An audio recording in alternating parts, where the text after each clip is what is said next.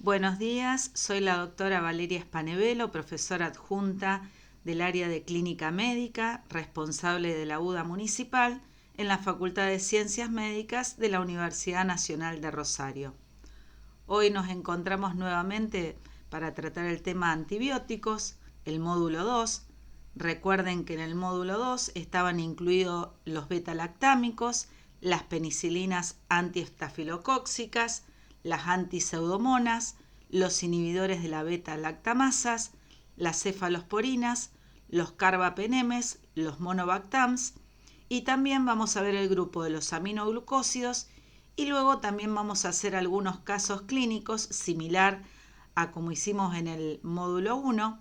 Y recuerden que a posteriori vamos a desarrollar un taller presencial en el cual también vamos a ver distintos casos clínicos para poner en práctica todo lo que hemos aprendido sobre antibióticos y cómo lo utilizamos en la práctica clínica cotidiana.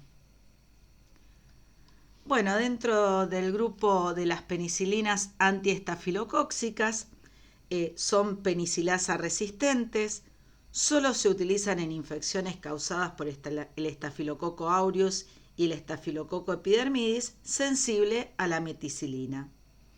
Dentro de este grupo, como ustedes verán, tenemos a la oxacilina y a la nafcilina, que ambas se pueden administrar por vía intravenosa. Son útiles en endocarditis, osteomielitis, sepsis, mastitis. La nafcilina, sobre todo como tiene eliminación a nivel hepático, es útil en pacientes que tienen compromiso renal. La cloxacilina y la dicloxacilina ambas tienen una vía de administración por vía oral, por lo cual son ideales para el tratamiento ambulatorio de infecciones de piel y partes blandas. La meticilina solamente la vamos a utilizar como marcador de resistencia.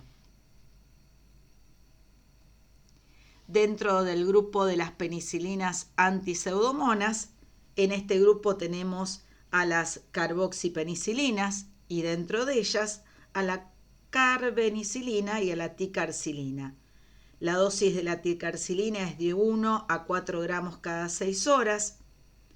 Estos antibióticos cubren bien la pseudomona, enterobacter, proteus, cocos gram positivos y listerias. Su uso, como verán por el tipo de bacterias que cubren, es un uso intravenoso, ya que se reserva para infecciones graves, bacteriemias, infecciones severas de vías respiratorias, urinarias, óseas. Dentro de las ureidopenicilinas están la meslocilina y la piperacilina. Esta última, la piperacilina, es uno de los antibióticos que más utilizamos en el medio hospitalario. La dosis es de 4 gramos cada 6 a 8 horas intravenosa. Cubren bien pseudomona, klebsiella, otros gram negativos, cocos gram positivos y listeria.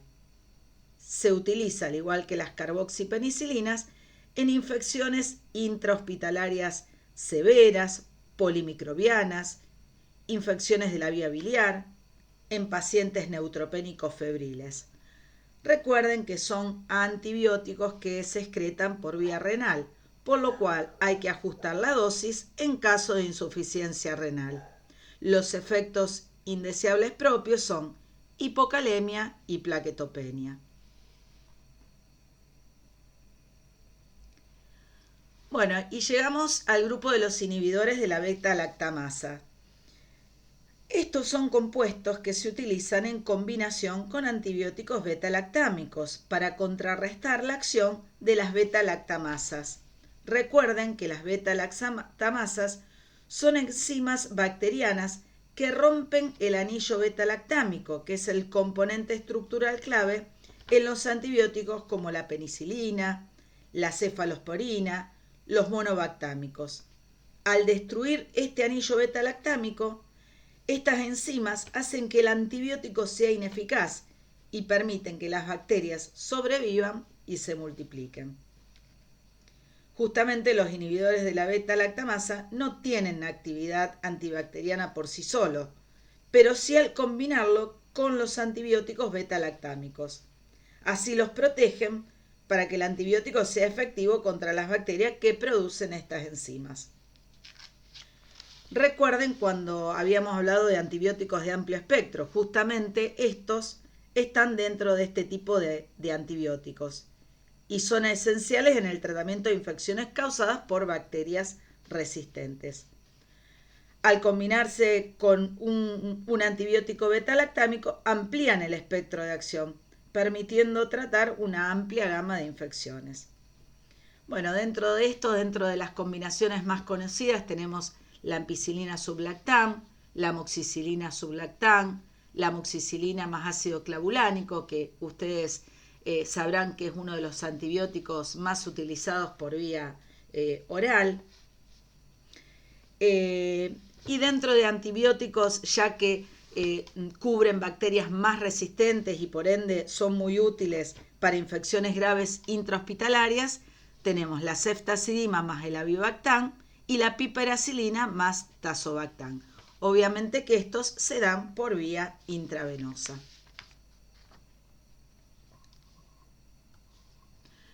Bueno, otro integrante de la familia de los betalactámicos son las famosas cefalosporinas.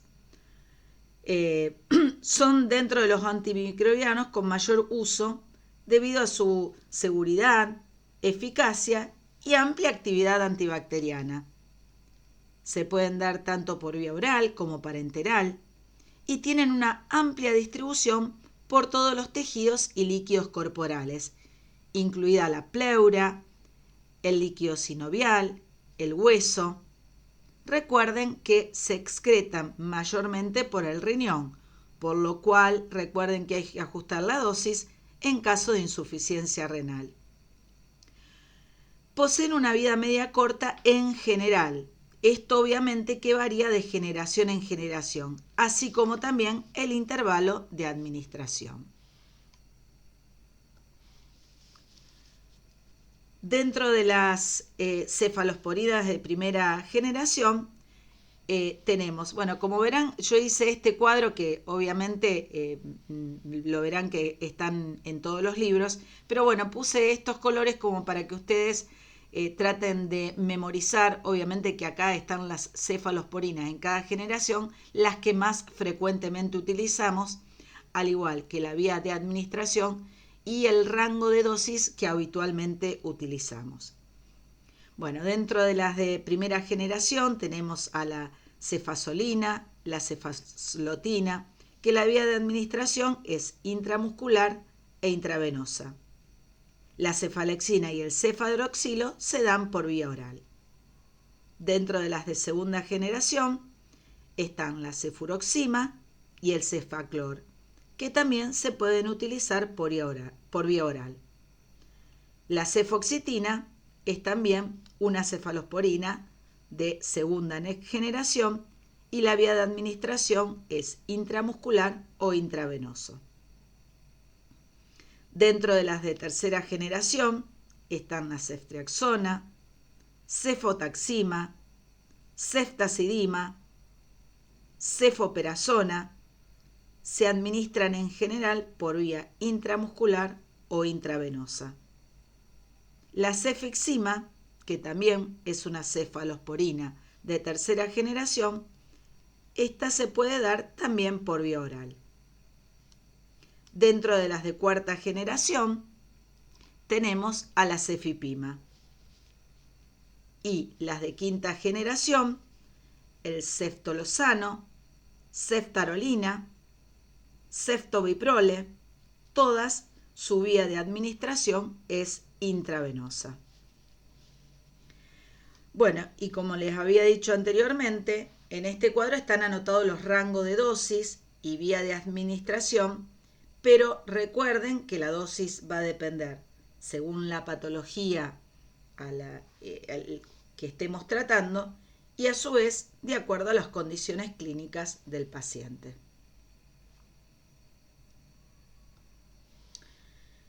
En esta diapositiva podemos visualizar este gráfico que nos permite resumir de manera obviamente muy esquemática el espectro de las distintas cefalosporinas según su generación. A través de estos triángulos, como ustedes pueden ver, las cefalosporinas de primera generación en general cubren muy bien las bacterias gram positivas y poco a los gram negativos. Las de segunda generación siguen cubriendo a los gram positivos, pero incorporan a los gram negativos como ser el Haemophilus, Moraxella y Neisseria.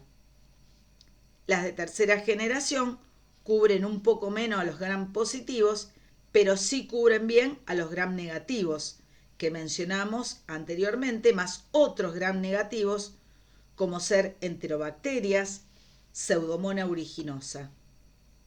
Las de cuarta generación cubren poco a las bacterias gram positivas, pero muy bien a los gram negativos, y todas las que habían mencionado anteriormente, más el Enterobacter, la Serratia y el Citrobacter. Las de quinta generación cubren bien gram positivos y gram negativos.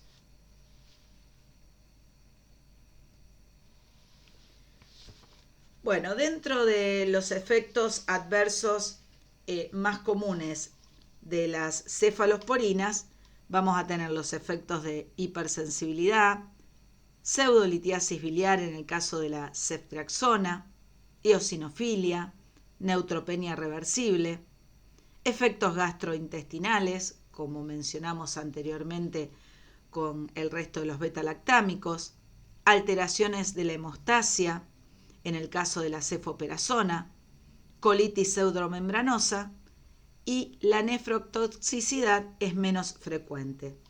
Recuerden que estos en general son antibióticos bastante seguros. Bueno, ¿en qué caso vamos a utilizar a las cefalosporinas de primera generación? Acuérdense en todas aquellas patologías que sobre todo están involucrados los gram positivos. Infecciones respiratorias altas, resistentes a la penicilina, endocarditis bacteriana, infecciones de piel y tejidos blandos producidos por estafilococo y estreptococo, para la profilaxis de procedimientos quirúrgicos, y acuérdense que también algo cubrían a los gram negativos, por eso también los podemos utilizar para infecciones urinarias por Klebsiella y Escherichia coli. Acuérdense que las de primera generación no penetran en el sistema nervioso central, por lo cual no las utilizamos en caso de meningitis. La cefotaxima, que es una cefalosporina de segunda generación, acuérdense que ampliaba el espectro con respecto a los gram negativos, por lo tanto la podemos utilizar en infecciones intrahospitalarias por gram negativos, infecciones óseas y de tejidos blandos, y también en infecciones por anaerobios, infecciones pélvicas y abscesos pulmonares. Las cefalosporinas de tercera generación son antibióticos muy utilizados en la internación, ya que cubren infecciones intrahospitalarias por gram negativos. Recuerden que la ceftazidima hoy en día es muy utilizada para cubrir la pseudomona y generalmente se le asocia a algún aminoglucósido para justamente realizar sinergia. En el caso de la ceftriaxona, es uno de los antibióticos utilizados para cubrir meningitis. Recuerden que las cefalosporinas de tercera generación pasan el líquido cefalorraquídeo y por lo tanto es una muy buena opción para meningitis a neumococo, meningococo y hemófilus. También son antibióticos útiles en la septicemia de origen desconocido, en pacientes inmunocomprometidos y sobre todo cuando las asociamos obviamente a un aminoglucósido, como habíamos dicho anteriormente, para hacer sinergia. Las de cuarta generación, recuerden que cubren muy bien los gram negativos, por eso las utilizamos para infecciones nosocomiales, donde se anticipa resistencia por la beta-lactamasa. Por tal motivo, recuerden que son administrados por vía intravenosa, porque en general se reservan para infecciones graves. Recuerden que un poco como nemotecnia a medida que vamos avanzando en la generación, tercera, cuarta, quinta generación, generalmente las utilizamos para infecciones graves, polimicrobianas, infecciones resistentes. Las cefalosporinas de quinta generación, como ser la ceftarolina, útil para el estafilococo aureus, meticilino resistente, por eso las podemos utilizar en infecciones de piel y estructuras asociadas. El ceftobiprole también útil para el estafilococo aureus, meticilino sensible. Recuerden que todas se administran por vía intravenosa. Por tal motivo, como habíamos dicho anteriormente, son utilizadas en infecciones graves intrahospitalarias, neumonía, infecciones intraabdominales, infecciones urinarias, infecciones por pseudomonas resistente, enterobacterias BLE e infecciones por estafilococo meticilino resistente.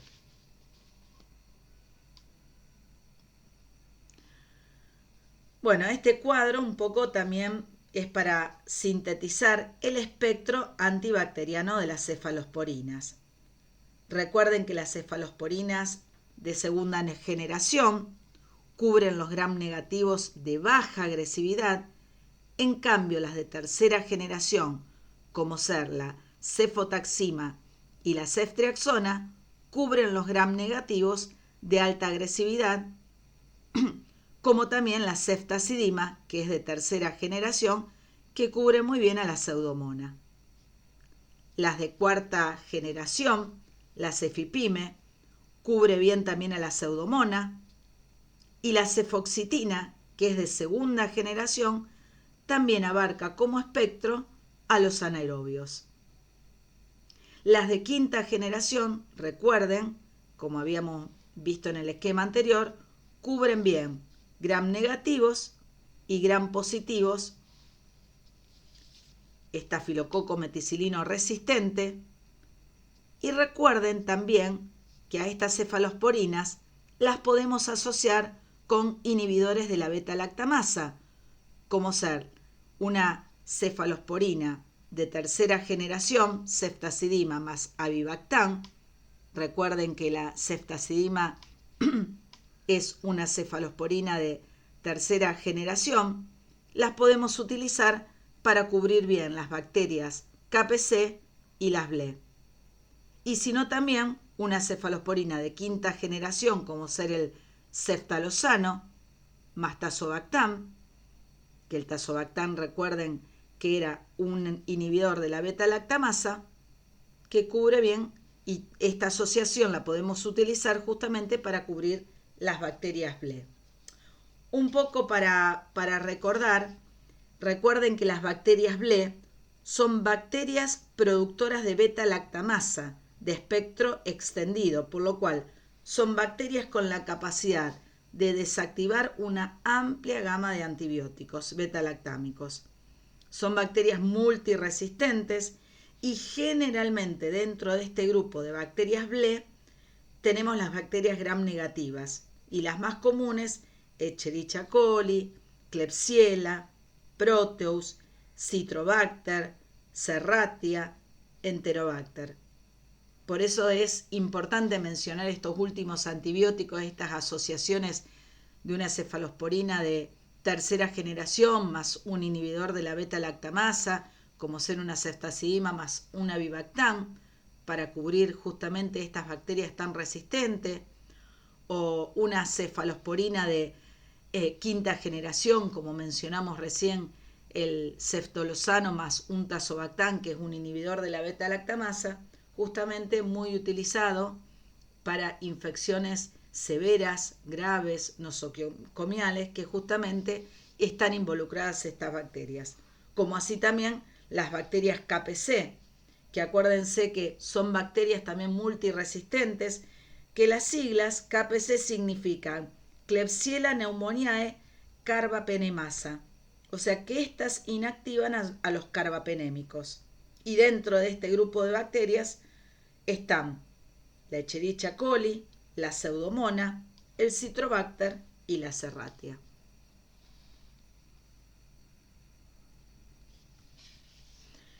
Bueno, Y ahora llegamos al grupo de los, justamente, los carbapenemes, que son también betalactámicos de amplio espectro, muy utilizados para infecciones graves nosocomiales.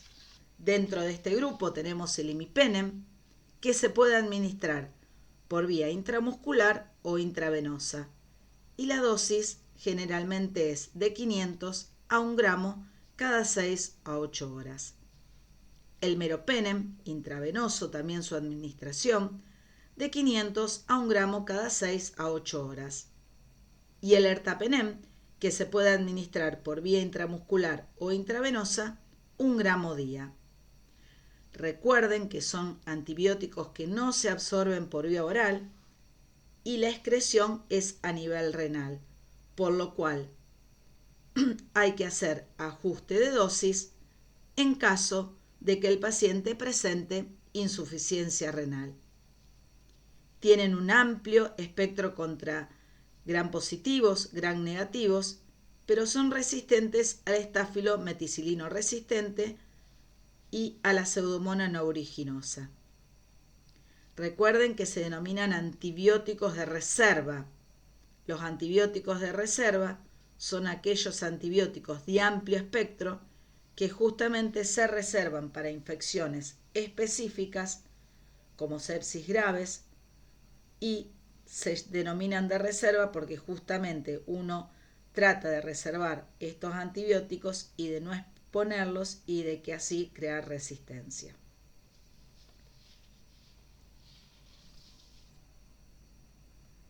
Como habíamos dicho anteriormente, como son antibióticos de reserva, se utilizan en infecciones nosocomiales graves, bacteriemias, sepsis intraabdominales, infecciones urinarias y ginecobstétricas complicadas, infecciones graves de piel y partes blandas, neumonía asociada al respirador o neumonías intrahospitalarias, infecciones nosocomiales por pseudomonas aeruginosa, Acinetobacter, utilizadas también en pacientes neutropénicos febriles. Los efectos indeseables más frecuentes son las reacciones de hipersensibilidad, colitis pseudomembranosa y convulsiones que pueden estar asociadas a la dosis.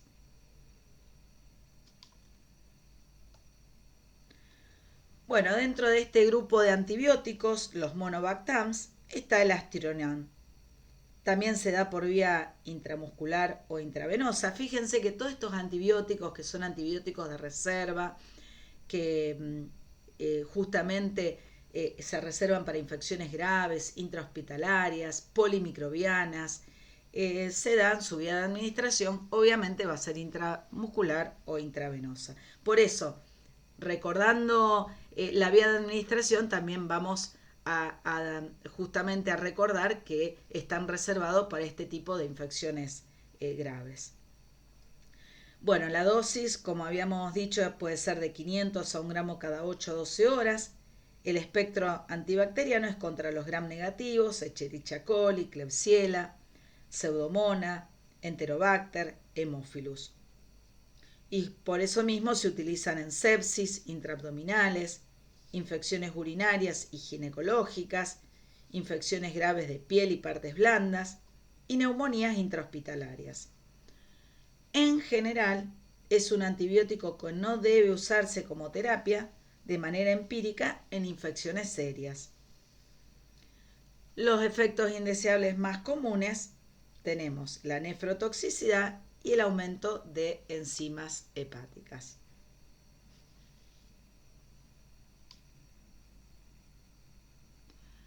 Bueno, y llegamos al grupo de los aminoglucósidos, que recuerden que son antibióticos bactericidas y se caracterizan por su rápida acción, pero varios efectos tóxicos. Dentro de estos tenemos la gentamicina, la amicacina, ambos su vía de administración es intramuscular e intravenosa, la streptomicina, que la utilizamos por vía intramuscular, la neomicina utilizada por vía oral o tópica, la kanamicina también por vía intramuscular e intravenosa, y la tobramicina, su vía de administración es intravenosa, tópica e inhalada. Como verán, la mayoría su vía de administración es intramuscular e intravenosa, ya que presentan escasa absorción por vía oral. Cubren muy bien a los gram negativos, incluida la pseudomona, y se utiliza para estafilococo y enterococo en adición a beta-lactámicos. La estreptomicina también se utiliza para las micobacterias. Y recuerden que los aminoglucósidos en general no cubren bien a los anaerobios. Presentan bajas concentraciones en bilis, secreción respiratoria, líquido cefalorraquídeo y humor vítreo. Y se encuentran altas concentraciones en corteza renal. Por tal motivo, es un antibiótico que debemos ajustar dosis en paciente con insuficiencia renal, ya que el 99% se excreta por riñón.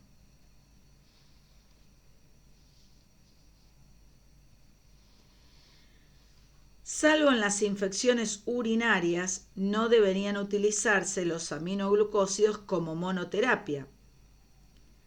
Han demostrado tener actividad sinérgica cuando se los combina con antibióticos que inhiben la síntesis de la pared celular, como ser con los beta-lactámicos y la vancomicina. Recuerden que tanto la gentamicina y la amikacina se utilizan para infecciones graves por bacilos gram negativos, Pseudomonas, Enterobacter, Serratia, Klebsiella, infecciones graves como ser infecciones urinarias y bacteriemias, quemaduras, osteomielitis, peritonitis. También son útiles en pacientes para tratar pacientes neutropénicos febriles y endocarditis infecciosa, obviamente siempre asociándolo a algún otro antibiótico. La estreptomicina se puede utilizar para el tratamiento de la tuberculosis, turalemia, brucelosis, endocarditis infecciosa. La trombamicina, recuerden que presenta indicaciones similares a la gentamicina, pero es un antibiótico que presenta mayor potencia contra la pseudomona. Y como habíamos dicho anteriormente, se puede utilizar de forma inhalada para pacientes con enfermedad fibroquística para combatir la pseudomona de las secreciones bronquiales. La neomicina la utilizamos por vía oral para decontaminación colónica previa a cirugía o en pacientes con encefalopatía hepática. También se utiliza por vía tópica en infecciones de piel y mucosas. Y la kanamicina se utiliza para la tuberculosis multiresistente, aunque su uso está bastante limitado por su alta ototoxicidad.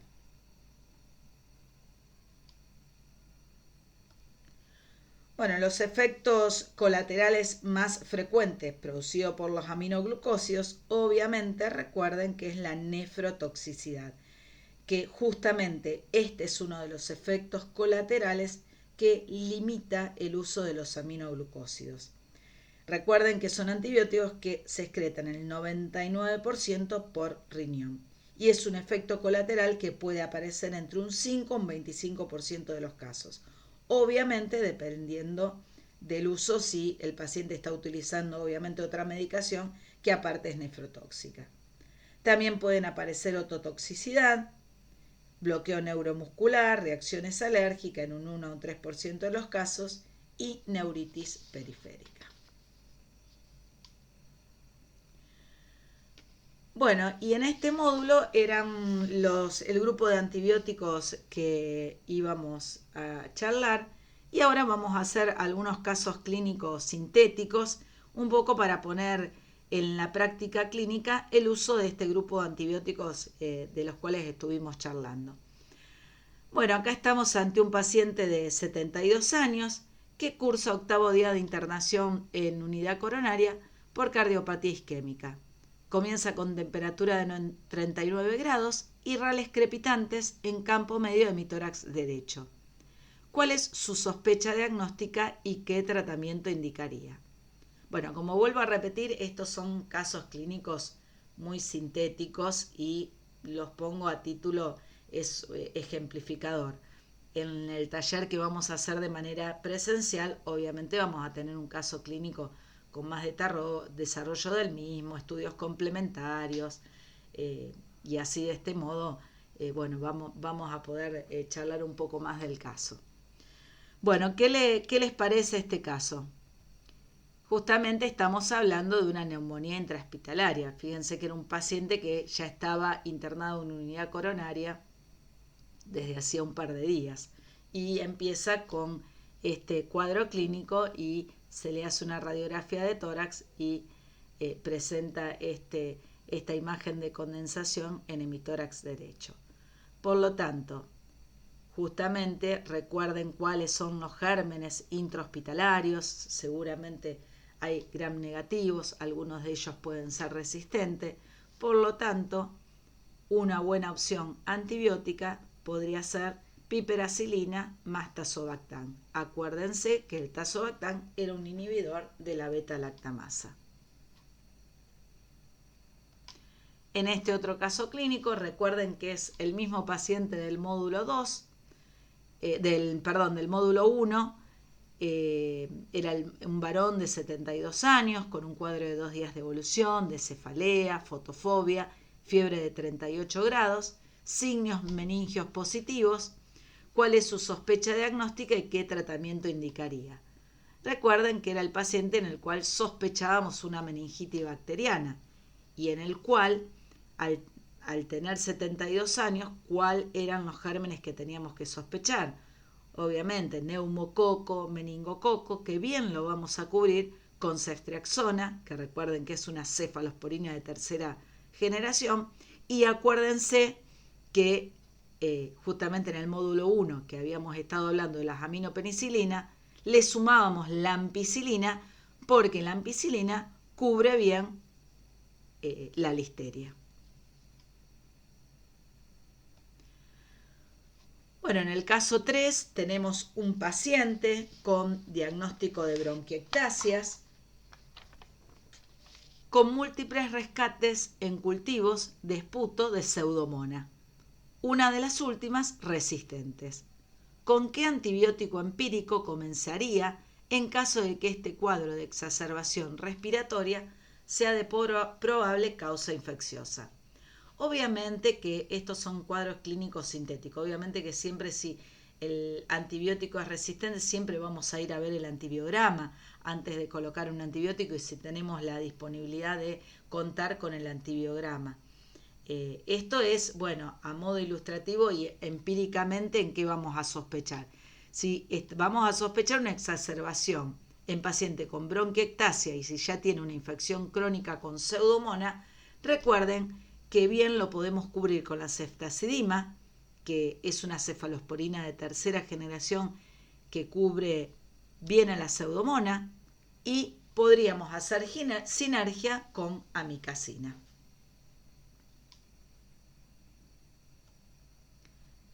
Este otro caso es un paciente de 63 años con antecedente de EPOC, diabetes e hipertensión. Cursa internación en UTI desde hace 5 días por exacerbación de POC con requerimiento de ventilación mecánica. Desde hace un día presenta fiebre de 39 grados, aumento de las secreciones traqueobronquiales, hipotensión, desaturación a pesar del soporte ventilatorio. Presenta una radiografía de tórax con infiltrados bilaterales. Bueno, obviamente que vamos a estar ante la presencia de una neumonía asociada al respirador y por eso su tratamiento adecuado tenemos que cubrir gérmenes multiresistentes, Pseudomonas, Acinetobacter, Klebsiella, anaerobio y por eso una buena opción podría ser el imipenem.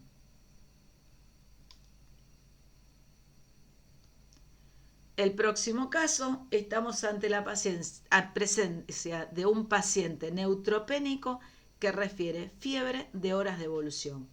¿Qué conducta se debe tomar? Acuérdense que es una urgencia justamente un paciente neutropénico que comienza con fiebre. Y son pacientes en los cuales debemos hacer una cobertura amplia, sobre todo de gram negativos, algunos de ellos que pueden ser multiresistentes. Por lo tanto, acuérdense que la ceftazidima, que es una cefalosporina de tercera generación, estamos hablando que tenemos que cubrir gram negativos, dentro de los gram negativos la pseudomona, por eso la ceftazidima, haciendo sinergia con un aminoglucósido como ser la micacina, es una buena cobertura. Otra cobertura también podría ser piperacilina tazobactam. Obviamente que todos estos ejemplos que yo pongo de cobertura antibiótica, hay otras alternativas. Estas son una de las opciones que tenemos para hacer tratamientos de estos distintos casos clínicos. No quiere decir, como vuelvo a repetir, que sea la única opción. Bueno, y el próximo caso tenemos un paciente de 40 años sin antecedentes patológicos previos que consulta por cuadro de tos, expectoración, fiebre de 3 días de evolución y de 2 días refiere náuseas y vómitos. A la auscultación, rales crepitantes en base de mi tórax derecho. ¿Cuál es su sospecha diagnóstica y qué tratamiento indicaría? Acuérdense que es también similar a uno de los casos que vimos en el módulo 1, pero acá en este caso el paciente está con un cuadro de una neumonía, pero aparte agrega náuseas y vómitos, por lo tanto tiene intolerancia digestiva, por lo cual lo más probable es que tengamos que hacerle tratamiento intravenoso. Y una buena opción podría ser la ceftriaxona, ya que cubre bien los gérmenes que sospechamos en una neumonía aguda de la comunidad, o también podríamos darle ampicilina sublactam, una aminopenicilina más un inhibidor de la beta-lactamasa. Bueno, finalizamos el módulo 2. Muchas gracias por la atención que han tenido hasta ahora y nos volvemos a encontrar en el módulo 3.